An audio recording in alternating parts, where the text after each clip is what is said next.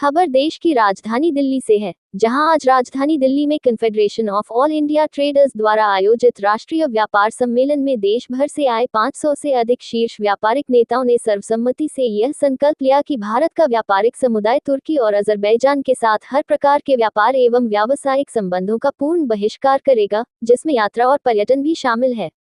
व्यापारिक समुदाय ने भारतीय फिल्म उद्योग से भी अपील की है कि वे तुर्की और अजरबैजान में किसी भी प्रकार की फिल्म की शूटिंग न करें और यदि कोई फिल्म वहां शूट होती है तो व्यापार जगत और आम जनता ऐसे फिल्मों का बहिष्कार करेगी। सम्मेलन में ये भी निर्णय लिया गया कि कोई भी कॉर्पोरेट हाउस तुर्की और अजरबैजान में अपने उत्पादों के प्रमोशन की शूटिंग नहीं करेगा। इस सम्मेलन में देश के 24 राज्यों से आए प्रतिनिधियों ने हिस्सा लिया और प्रधानमंत्री नरेंद्र मोदी के साथ एकजुटता व्यक्त करते हुए उन सभी ताकतों का सख्ती से विरोध करने का संकल्प लिया जो भारत के खिलाफ खड़ी हैं। ये प्रस्ताव तुर्की और अजरबैजान द्वारा हाल ही में पाकिस्तान के पक्ष में खुले समर्थन के संदर्भ में पारित किया गया है, जब भारत एक संवेदनशील और गंभीर राष्ट्रीय सुरक्षा संकट से गुजर रहा है। व्यापारिक समुदाय का मानना है कि यह भारत के साथ एक प्रकार का विश्वासघात है,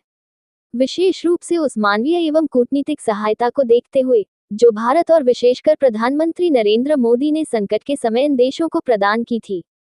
सभा को संबोधित करते हुए कैट के राष्ट्रीय वरिष्ठ उपाध्यक्ष एवं उत्तर प्रदेश व्यापार मंडल के प्रदेश अध्यक्ष संजय पटवारी ने कहा, यह अत्यंत दुर्भाग्यपूर्ण है कि तुर्की और अजरबैजान, जिन्होंने भारत की सद्भावना, सहायता और रणनीतिक समर्थन का लाभ उठाया, आज पाकिस्तान का साथ दे रहे हैं, जो विश्व स्तर पर आतंकवाद के समर्थन के लिए जाना जाता है। उनका ये रुख भारत की संप्रभुता और राष्ट्रीय हितों पर आघात है और साथ ही 140 करोड़ भारतीयों की भावनाओं का भी अपमान है।